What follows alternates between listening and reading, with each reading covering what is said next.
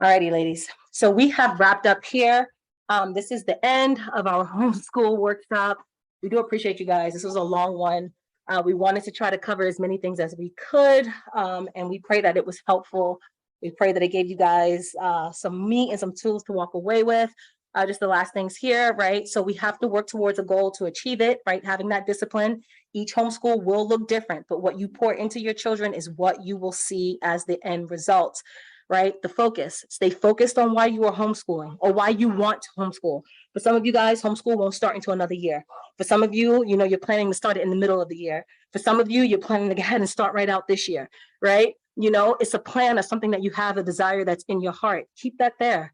Stay focused on why you are homeschooling, why you want to homeschool, why that is why that is something that you want to move your family towards, right? It's important, and just tunnel vision towards that. Tunnel vision. I pray if we didn't leave anything, that you guys feel encouraged to know that you can do it. You can surely do it. So stay focused on that. Overwhelmed, right? Feeling overwhelmed is not failure. It's a part of the process. It truly is a part of the process. It's like, we are now we're moving about it in a way that we were not taught ourselves, right? We are moving about it in a way that is not the norm in society. So it's okay to feel overwhelmed. I want to make sure I'm giving them this. I want to make sure they're getting all that out of you. All of these questions, all of these things are naturally a part of our characteristics as mothers, as women. We want to do our best by them, And so feeling overwhelmed with where be it scheduling, curriculum, whatever, it's understandable. Finances, etc. It will work out. It will be okay, right? You will find the flow that works for you in your home, and you will adjust, right? Your mind will adjust to that process. So it will definitely work itself out. And then the last thing there is community, right? Don't do it alone. Don't do it alone. Do not. You and the children will surely benefit when you allow others in. You guys are going to benefit. Tonight alone, I've been homeschooling for some years now, and I learned tons tonight. Like so much tonight, just, and I mean, I saw some of the stuff that they had on there already, and I still learned tons. So it's amazing when you join in with others, you're going to learn, right? You're going to get the benefit of it, and so are your children. So be encouraged in that. With that, we are done. Of course, this is by state. We shared that on there already with that link, and we will share out this presentation. So make sure to go ahead and click on your state and get those specifics for your state, right? That's going to tell you exactly what you need by your state. Now, we know we have questions, so anything that you guys want to ask, feel free to unmute. Now would be the time. Can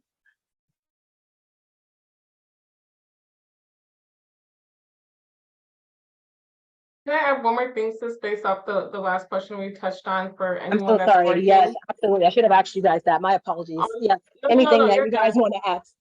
No, you're good, because we spoke already on it, but I just forgot to add one thing.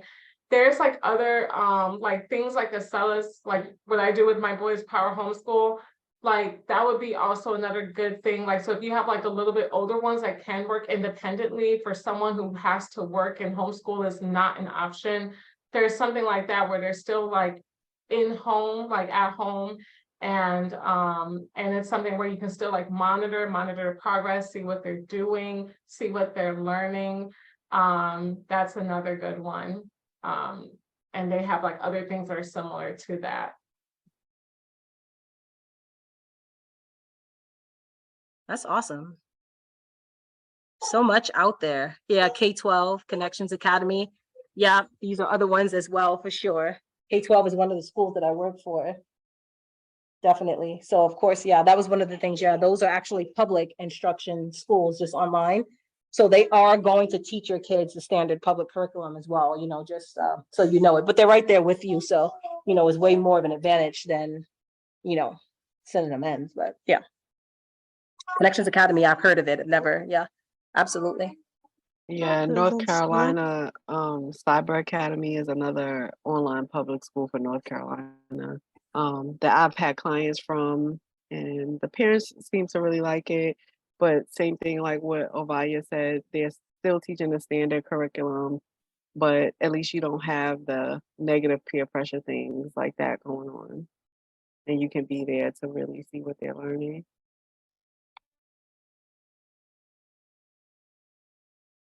Absolutely. Shalom, shalom. Appreciate all words, the advice, the encouragement, the information, definitely helped me. So so she will be a first grader this year, and we started, so I guess like half homeschool. We're actually part of Connections Academy. So since we're in Ohio, it's Ohio's Connections Academy.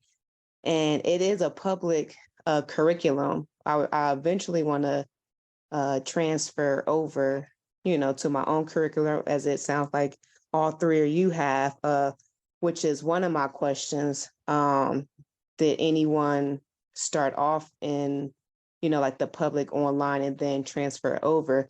But as far as like having that outlet versus sending them in, I actually love it. It's helping me, just kind of learning the structure and how to do it. So when I do have my own curriculum, I'm more prepared to, set it up in a way that's vital to her learning. But I love it because you can debunk. So even though it's a public, curriculum, like I can debunk what they're teaching her, or we've actually, skipped some stuff like, we're not going to do this, So like when they was doing the holiday, the pagan days or whatever, I was like, yeah, we're not going to do this. I'll teach you, on my own time, a little about this and why we don't do this and this and that. But, we went into the holy days more. So just being able to have that outlet, and I kind of had the same mindset Vadia had mentioned, is like, well, if you get an F on this, like I was completely okay with this, like, cause it don't mean nothing, like, but, so my one question is, well, I would say for anyone who wants to start, and can't really do like their own curriculum, or, just a starting thing, Ohio Connections Academy, or whatever state you in, it would be that Connections Academy is actually a really good school, for it to be, a public school. I actually feel like in kindergarten anyways, I feel like they had her learn more things than a typical brick and mortar school for kindergarten. Cause I'm like, wait a minute, I don't remember, learning this and this, like y'all kind of ahead a little bit here. But yeah, so one of my questions is, did anyone transfer from like an online school to their own curriculum, and how did you do it? And then the other question was for the sports. So that was actually one of my concerns coming in, homeschooling, because I was an athlete, so I was always active in things. And I'm noticing my daughter is showing more interest in wanting to do different sporting activities, so, and wanting to be on teams or whatever. So my question with that is, I think since V had mentioned something about her boys being able to do sports in school, are they doing sports at like an actual public school? Like, are they a part of that team, or is it like more of a homeschool league that they're a part of? But yeah, that's my questions. So right now, they were part of the basketball camp that is through the Park District. But he was invited to try out on the team here, like the public school team. So he does have that option here in the state, like you can do that. I think, I don't know if Eliana was saying that in North Carolina specifically, I don't know if you can't, but I know here. So what I would do is, yeah, definitely just call the public school, call whatever schools in your district, and just, ask, they say, hey, my child is homeschooled, can she, try out for the team? But I know here in the state of Arizona, they can. He's not currently on the team. He was in basketball camp, and he was doing that through the Park District.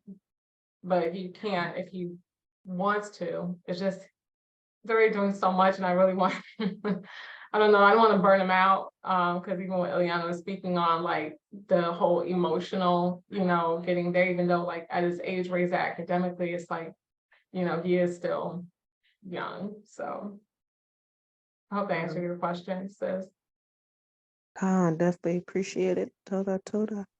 And so for us, I was saying before, in North Carolina, they cannot participate in school sports.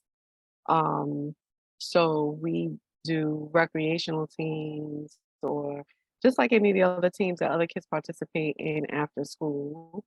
And some people like for our group, I have a whole list of sports that you can do that um they don't have to participate on the Shabbat. But like as our eldest gets older, those teams are harder to find. But they play like 3 times a week, so he just doesn't go to the games on Shabbat.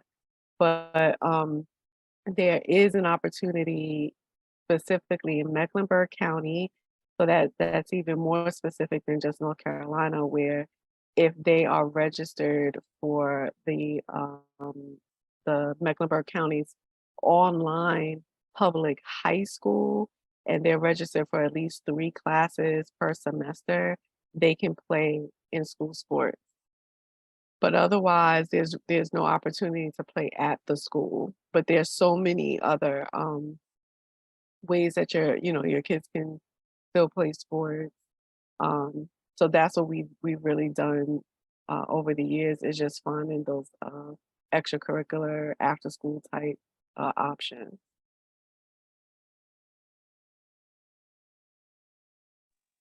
Toda.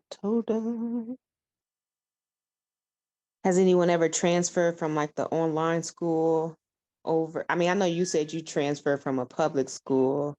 Yeah, Um, no, they once we transferred over, we went directly to our own curriculum. Um, and I can't say that I know of anyone who's transferred. Like I know people who just do the online public schools and people who do the curriculum. But, I would say, we're gonna share these resources and you can look at them. We're not creating curriculum. We're using the curriculum that's there. So it's really like choosing the different types of curriculum.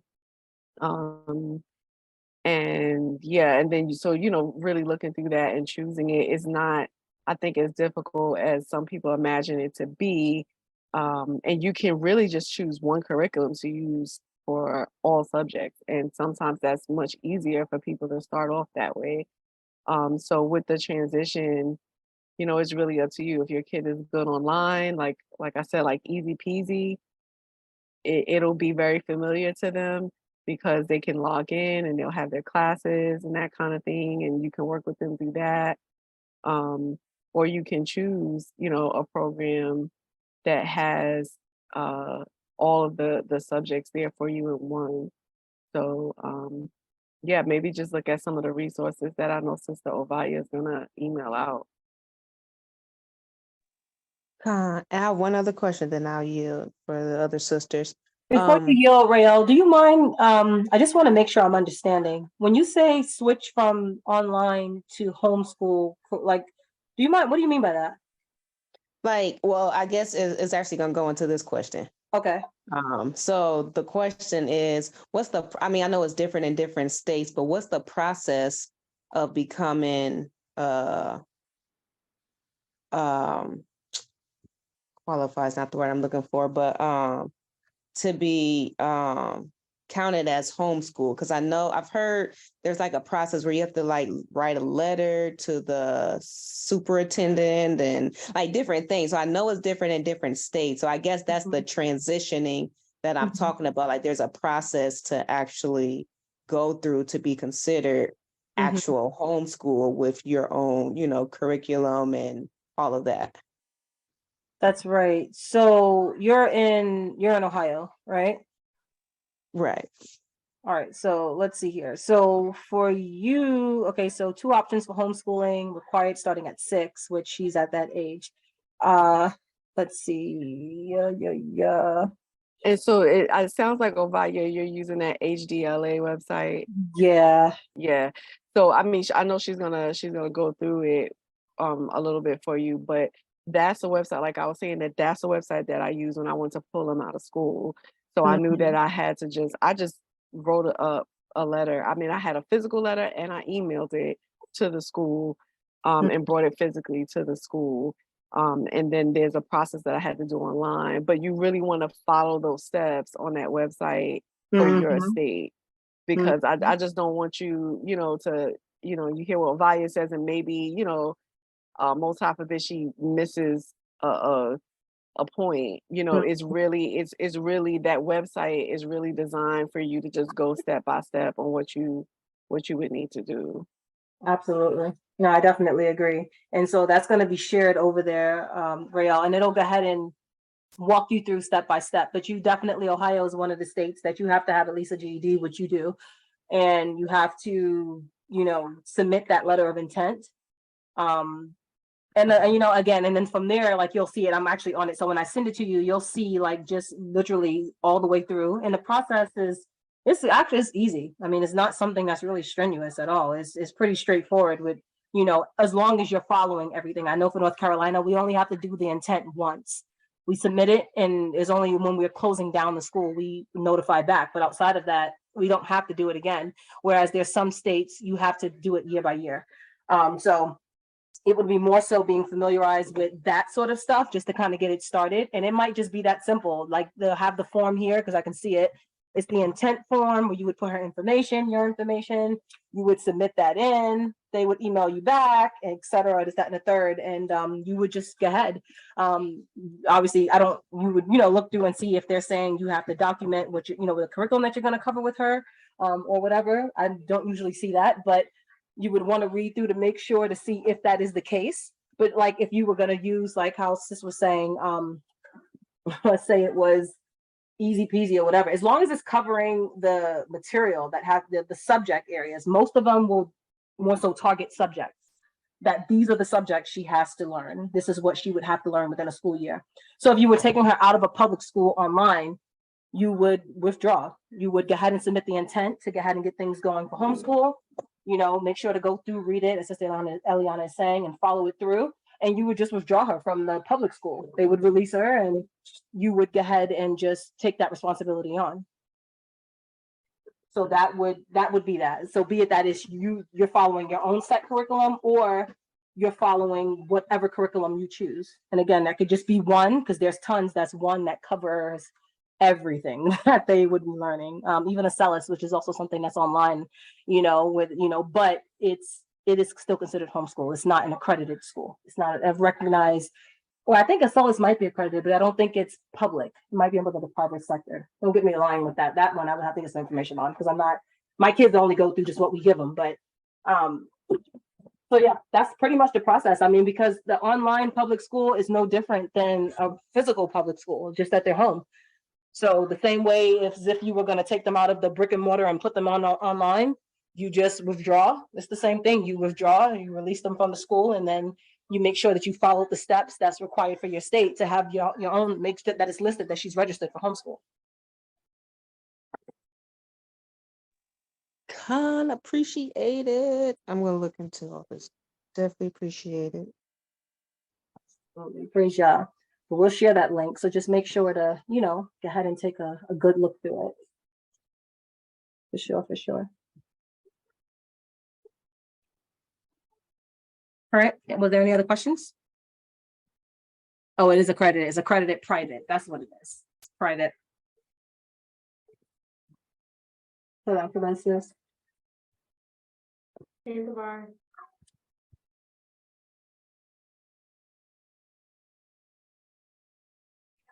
Okay, let me click here.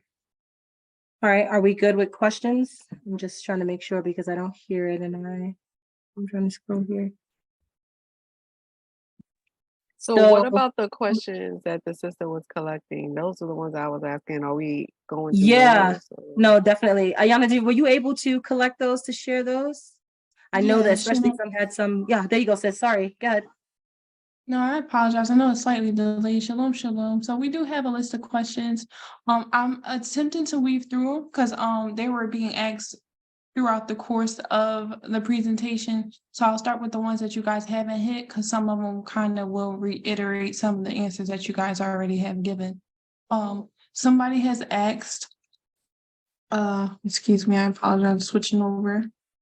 somebody has asked, what is the cost for this MSc? That's how they put it. What's the cost for the MSc? I think Eliana actually you asked that, sis. Yeah, that was the IMSE. I was asking about that reading program you had, Ovalia. I was just Okay. wondering how much that was. Ooh, I have to go through and look on it to see, because I got trained for it.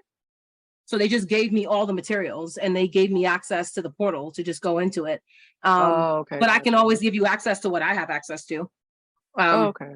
Yeah, I can just always forward it to you that way and give you access to it. It would be no different as if I was teaching the child. So you would be able to get it that way.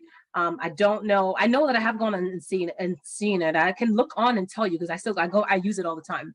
So I can go on because I see prices for other things. But that program's amazing though. But yeah, I can look in and tell you. I can show you after class.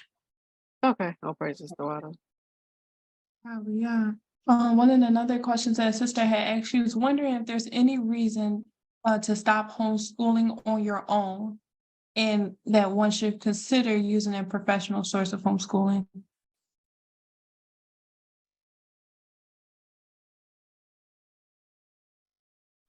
Yana, what's your take on that? I would say the only reason I would say is if you feel like your children aren't progressing. I mean, I think that's why whether your state requires it or not, you should test your children annually, because it'll give you an idea of that. Um, if you're concerned about it. But that would be the only thing I would see. If they have a learning disability, maybe that you feel like that you're not equipped to handle. But otherwise, I wouldn't see. I don't have any intentions of ever turning back. My kids, I literally threatened them by saying, "I'm going to send you back to school if you don't listen." My kids don't even want to go back, so I don't have any reasons of why. But yeah, if you feel like it's just being too much or that kind of thing, maybe, or like you said, bringing in a professional source, I think was the other half of that question. Like maybe going to an online public school, like if both parents are working full time and the education is just not happening, then it's better, to at least that they have some structure than than them not learning at all just because you're too overwhelmed. So those would be the only reasons that I would think. Any other sisters have ideas on that? Yeah, Vivi, what you think? I agree, sis. I agree with what you said. Yeah, I agree too. Like if you're feeling like, yeah, if you're seeing that they're not progressing, I know Rael put like maybe a tutor can help doing that. Online school, I wouldn't give it up. I would like first like check within myself first, like, okay, like am I getting enough sleep? Like what am I eating? Is what I'm eating like helping to contribute, to my well-being, to my mental health. Not saying that that's the case for whoever posed the question. But just like looking at all those factors, because I know some people because I don't have the patience or things like that. Like, sometimes it's that, and it helps like being a part of a community of homeschoolers, like preferably, definitely other families in the faith for sure. And if you don't have that, like if there is someone, locally, and of course, like you meet them and see like, okay, like what they're about, or just being a part of that can also help and be motivation too, like motivating, hearing from other sisters and talking to someone. But yeah, seeing if they don't excel, again, like what you said, the learning, if there's any special needs that may be difficult, that you feel are difficult to address, those would be, I guess, like some reasons that I've seen where some people feel like why they couldn't do it or why they probably wouldn't want to. Absolutely. And something that Eliana was sharing with me not too long ago that I was able to learn just with my nephew, not with a chance, that this children can still be assessed, like IEP wise, like to see, they can still be assessed at the public school. Like that's still, something that you can always take them in to have done. So There are some, and with certain things, with just sometimes the child is just not picking up with, to read, or something like that, or, just in different things where, you're just like, okay, I'm trying all these things, nothing is working. So I think I agree with them 100%. But I even think for your child that if your child is dealing with special needs, to get that additional support, the child can still go to the local school to be assessed to kind of see what it is. But it's still important as the parent for you to be that main advocate and to be the main one that is involved to help your child. Like that is still going to be the most pressing thing. Honestly, the only thing that I would really say to return them or to either have them in something else. And this is just from my standpoint as, on many different standpoints. If you are just extremely, you're not productive and you're breaking them down because you're just over whatever, your emotions have gotten to a point that is out of control, then it's not beneficial to them. It's at that point, it's just not of benefit, to be quite honest. And if you're handling in that sort of way, and it's not a knock, I'm not saying that, I'm just saying that if that is the case, then I don't believe that it is of benefit. I think that it is best to get someone else to do it. This way they can, it will have, and if it just continues out that way, it's going to cause them to shut down in many different ways. So if I believe if it's a case like that, I'm overwhelmed. We have that all the time. But where it's to the point where, it's just not productive. It's just screaming, or it's just, they're lashing out. If it's just that, for a good period of time, it's just, until, like Zakia was saying, other things can be put in proper placement, be it diet, be it rest, be it, finding whatever that support is, mentorship, to eventually take it back on. I think that would be a situation where it's probably best. Yeah. Hallelujah. So just moving on forward, I know it's getting late. Bless you guys for your patience. There was another question where a couple of sisters had asked, are you able to share the resource that you're using? I believe it was Sis Eliana for Mandarin. And I'll put it in the chat. And basically the way it is that you just you'll pick a teacher, and the teacher's salary or how much a class is based on the teacher. So they have different teachers. So but I will put it in the chat.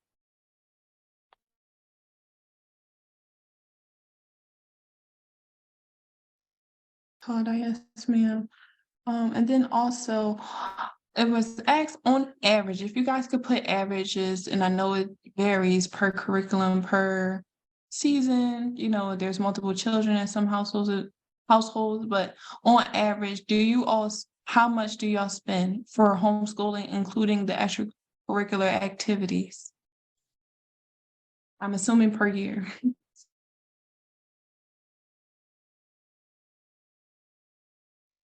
Oh, that's a hard question because I've never really like added up like that. But on the resource, well, I guess I have, because on the resource that'll be in the resources that I'm sharing, the one that has like all of our curriculum, I have prices for everything. And then I did have like a total for that first year, but I ended up not even spending all that because I ended up not getting everything.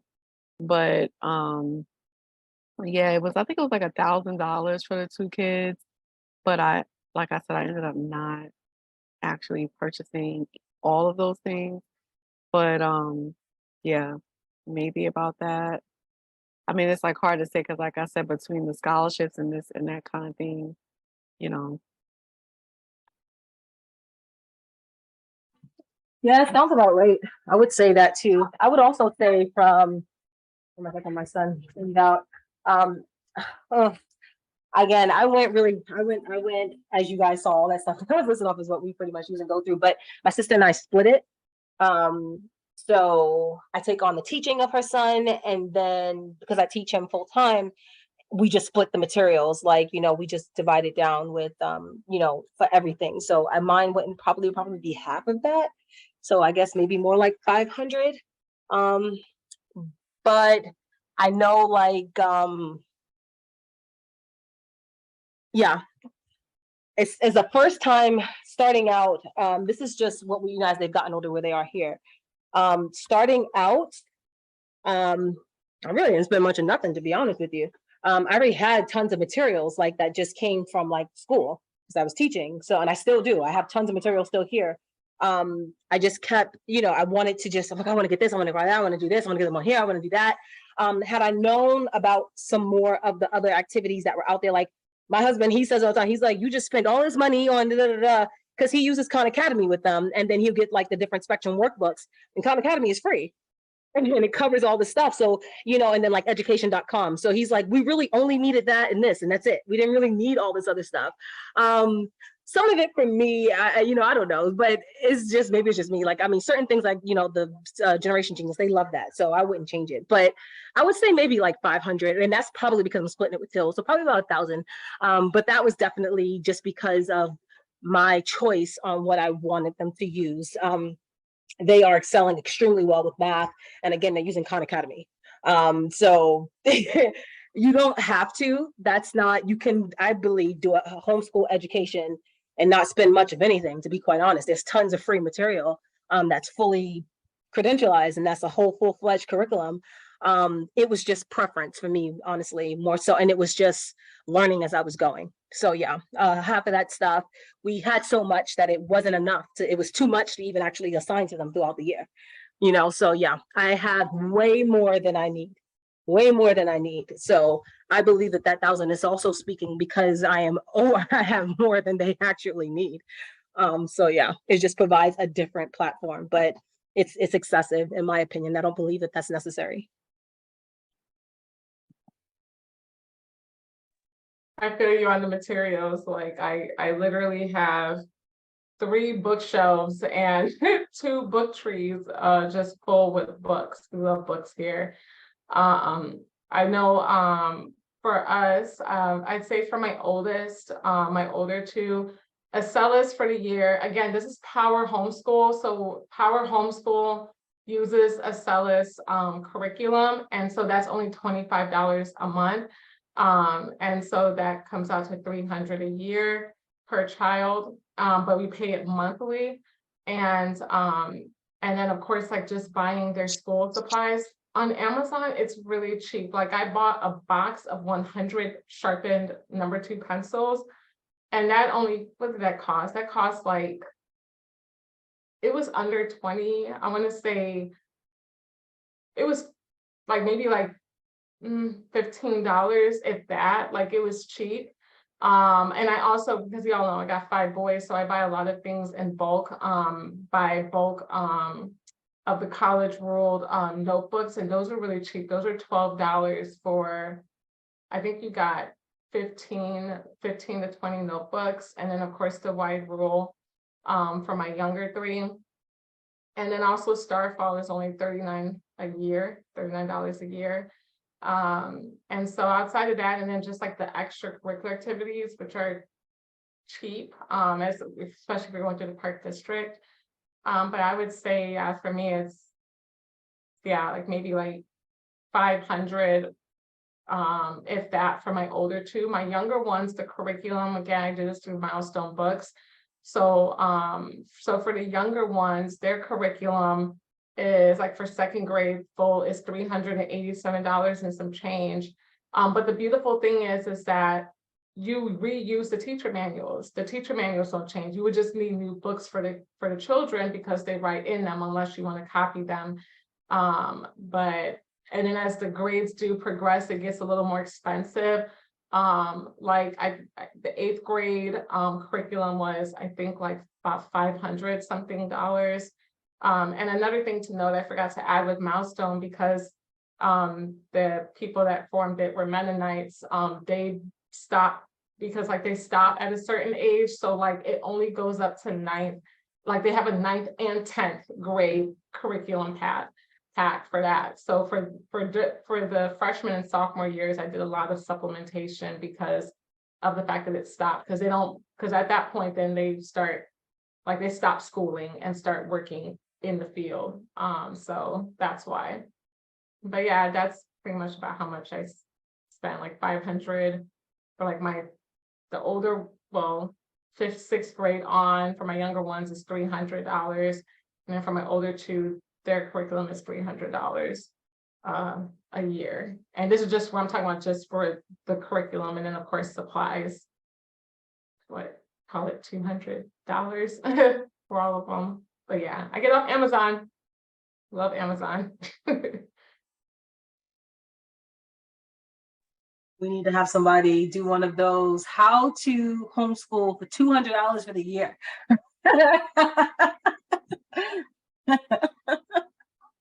I'm sorry, y'all. Okay.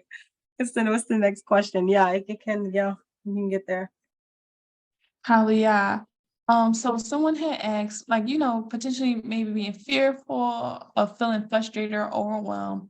Also, how do you navigate the curriculum and lessons with different age ranges and grades? I know you guys kind of touched on it, but was there any other tips or maybe reiteration for someone?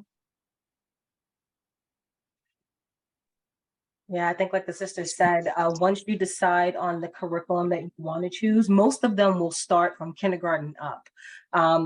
At least I know the ones that I've used they mostly will start from kindergarten up. If it's something that you like, you can technically stick with that.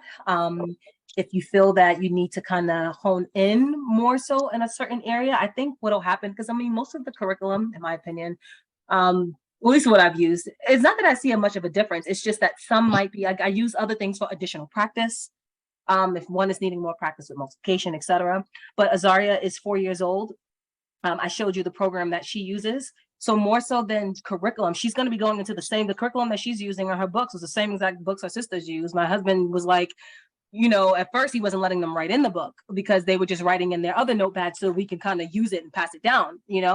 So the curriculum of that is not necessarily the difference. It's the same thing outside of I'm using this for her foundation of reading to avoid what I went through with Hafi in the beginning. But outside of that, it's more so structuring it so that you can give the time.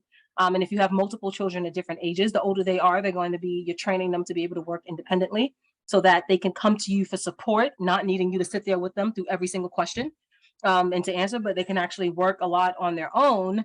They'll love the independence, as Liliana was showing with checking off on the sheet. They will check off what they're finished with. They will let you know that they need support. And then of course you got to go back and read through their material. But I think throughout the day, if you have them partnering up, so I put Amir and Hafia together for peer-to-peer reading, which opens up time while Laves is working on her own independently. I can sit down and go through the foundations with Azaria because the kids also like to help with that when she's going through her reading. I can let them switch with her, and then I can now push in to get one-on-one with another kid. And I just kind of rotate it that way. And I do that by days intentionally so that I know I get one-on-one time in to make sure that they are good. But I think it's more so setting up a system and a flow where you allow them to partner up with each other and allow the older ones that have already covered it to kind of help the younger ones. And I put more of my time to Azaria because she's the youngest. She needs the most support. So I spend most of my time with her. And I was out of balance with that because I was spending most of my time with the bigger ones. And I'm realizing like, okay, she's struggling. They already know all this stuff. It was just them wanting me to hold their hand. So it was preparing them to work independently and pulling me when they needed my support until it was their rotation time. And then me working with her, me sitting down and getting it in with Azaria and, allowing her to go through her foundational skills and things like that. And then allowing them to jump in with her. She's younger. She's going to want to play. And then I shift off to the other ones. So yeah, each day I assign them all a one-on-one time with me and just kind of move around like that. The curriculum, honestly, is all the same. For me, it didn't switch. It was just the timing of making sure that I'm able to meet with them to make sure that they're good that they understand it. So that's what it was for me. We use the same material outside of me switching to IMSE for Azaria for the foundations. Yeah, I think that's great. While I only have 2 boys, so I think that you two are better suited to answer about the multiple children. But for the actual subject, sorry, that we use for Easy Peasy, they actually are multiple grades, like science, or for certain courses, and it just happens to be the ones that we use for them. But science is like uh second to fourth grade or third to fourth or something like that together, and then like sixth and seventh will be together. So for a couple of years, since they're just 14 months apart, they have the same curriculum. I mean, the actual same classes. So they but even when they didn't, they would have the same course, but it was on a different level for each of them. So, and actually they're 2 years apart in grades. I keep forgetting that. But it's still the way that Easy Peasy was. I found that to really be helpful so that even though if they were in a different section, they were still kind of learning the same thing. It just might be a little more advanced for the older one. Um, that kind of thing. And then also just when you guys look at the resources, the resource page or the resource link that I put in. This is also from a friend of mine who was like my mentor when I did homeschool, and she has 4 boys. And so this is something I always kind of give to people who have multiples, how she kind of looks at all of her children who are different age ranges. And they just recently graduated their first student, and he also had an associate. So all praises to a higher, that uh is definitely something that can be done. But just know that when you actually are looking at the resources in that resource page, that is also in there as well.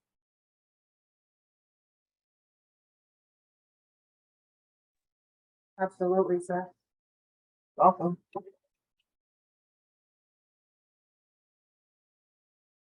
And also, like when you mark your schedules, those are like when you create your schedules, those are helpful, like thinking in mind, like, okay, what subject should I align with this? Like pretty much when you're like aligning subjects, like so that you can give more time to this child and this subject. And if this other child, because that's what I do with my boys, like, okay, this child, my third born, okay, I just got to pretty much read over the lesson math with him. And then from there, he'll do it independently. And so I'll read it over with him while my babies are working, my younger two are working on their math, like going through that. And so I know for me, like with my boys, with them being such a huge age range, and thankfully with my older two, they work independently. I still monitor them. I could still go downstairs and check in with them, ask them if they need any help, and also monitor them online to see what are they actively doing. But that's kind of how I navigate with my boys. It's especially the schedule for me is important. Oh, yeah. Awesome sense. Yeah, another question was, where do someone go about searching for the scholarships? Do they just research them online, or is it in that link that is being shared for, all the information for the homeschool?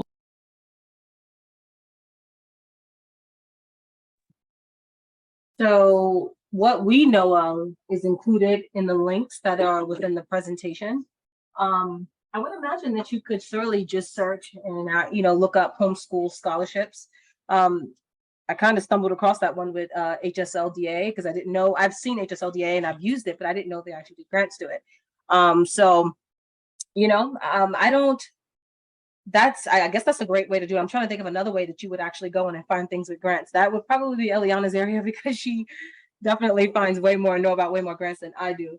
I only knew the specific ones that were listed here for North Carolina, and very few of them at that. So, Eliana, you can add anything to that on what's the best approach to maybe finding those?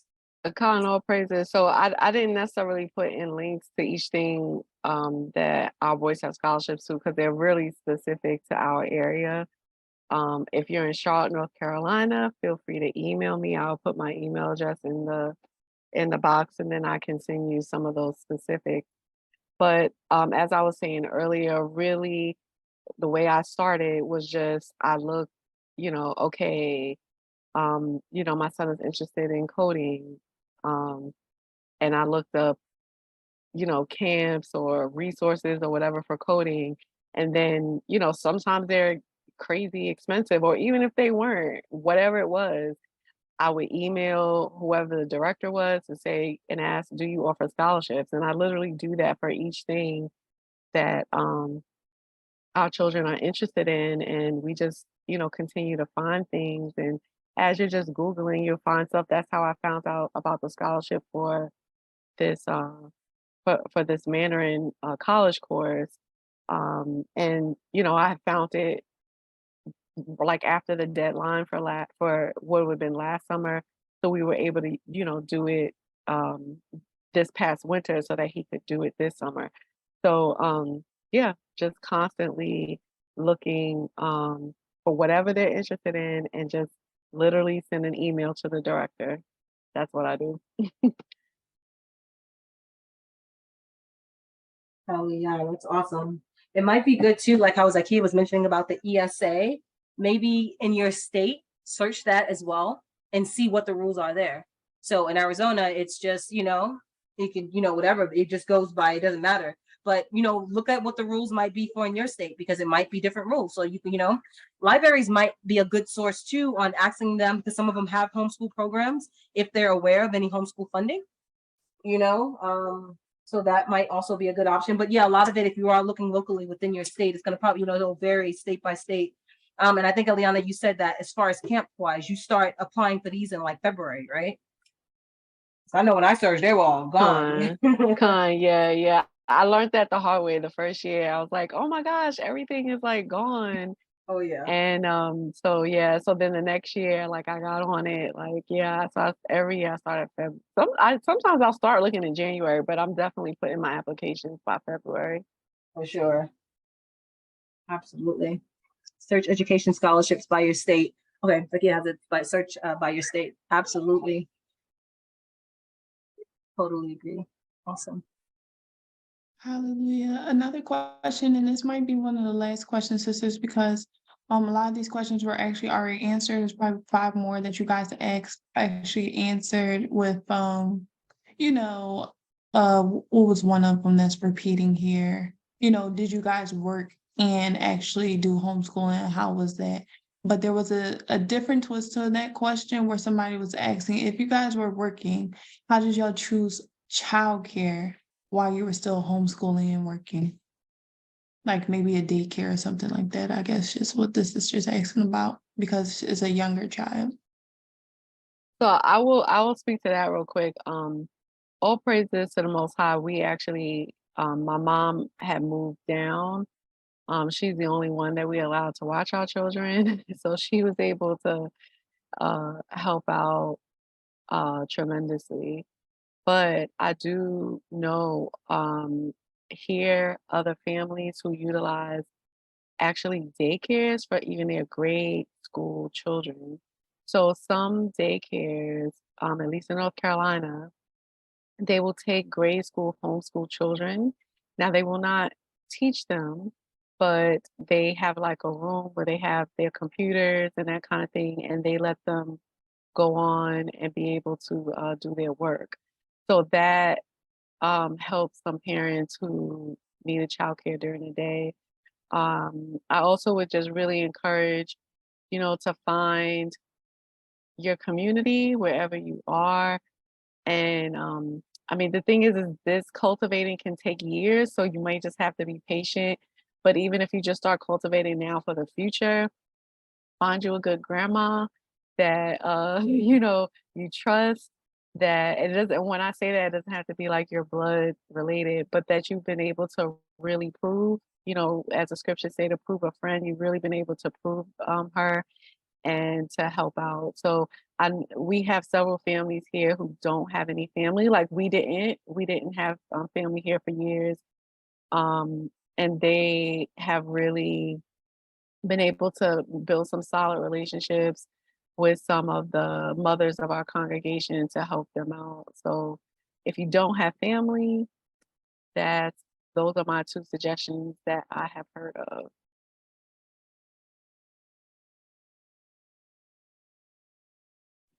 Yeah, I think she answered that well to it. I never used care either. I never used a daycare. So I know I couldn't really contribute to that. But I do know that it is a thing that is done, as this was sharing. I do know others that have used it. I would even see some of the kids that would go to traditional schools, that some of the daycares would come and pick them up and take them over there as a way for them to have the additional time while their parents were still at work. So I know that some parents have even set that up for their children that they've had placed inside of traditional schools to, spend the rest of the time at the daycare. And I learned a lot about that in COVID. But so yeah, no, my husband and I just split. It was him in the morning, me in the afternoon. And that's just kind of really, that's what it was for me. So I didn't actually use the daycare. We just went on 2 different shifts. So yeah, I think what Eliana shared was great.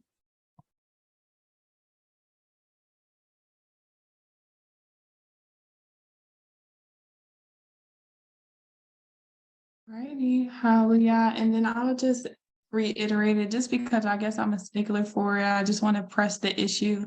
Somebody asked and they said, how well are the children testing statewide? And I just want to emphasize it because I think it's amazing.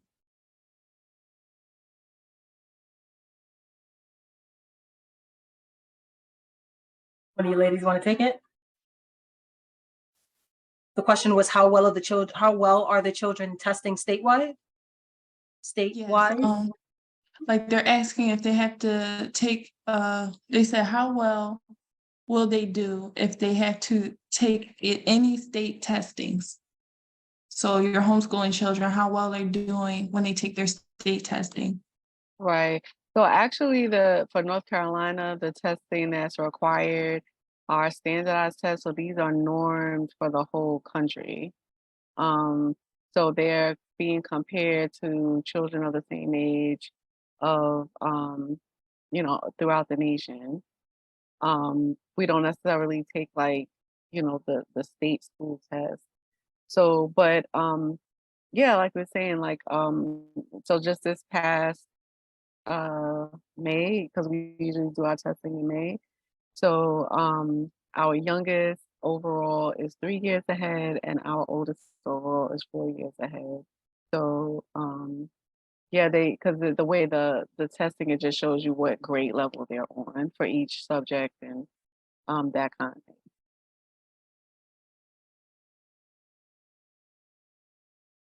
Yeah, absolutely. And I think that as this was sharing, just by state, the requirement is different. The way that the material is with what the children are using to review and what they're going through, a lot of the state tests follow that same format. Deduction skills, comprehension skills, cause and effect, all of these things are going to be things that they're looking at to see that the children can identify. And a lot of the workbooks and a lot of the practice examples and a lot of the online curriculum, a lot of that is set up the same way.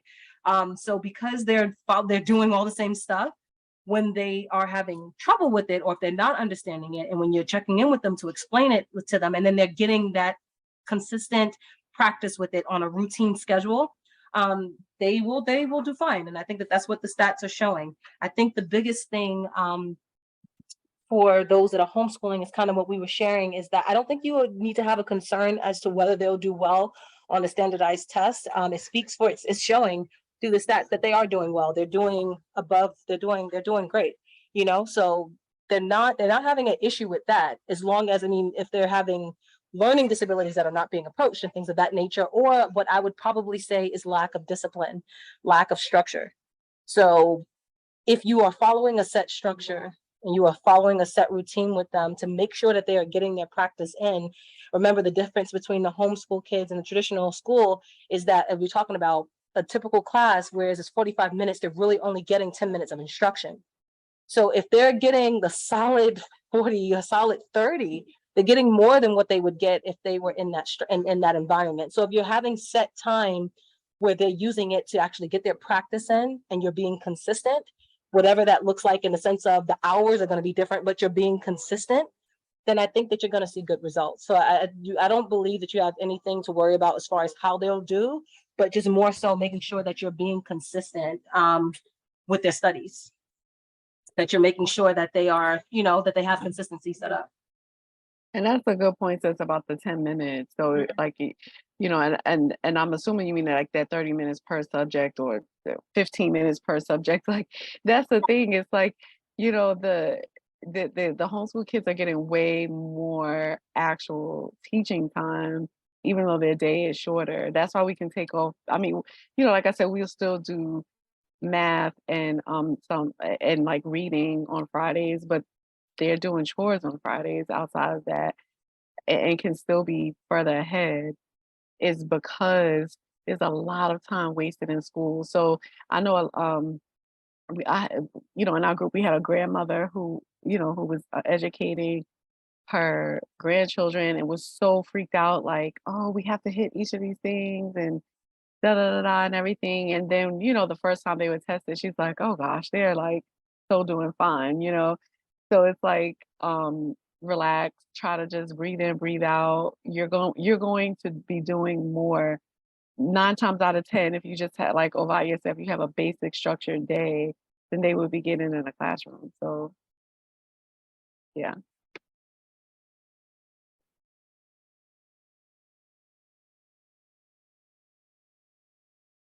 Hallelujah.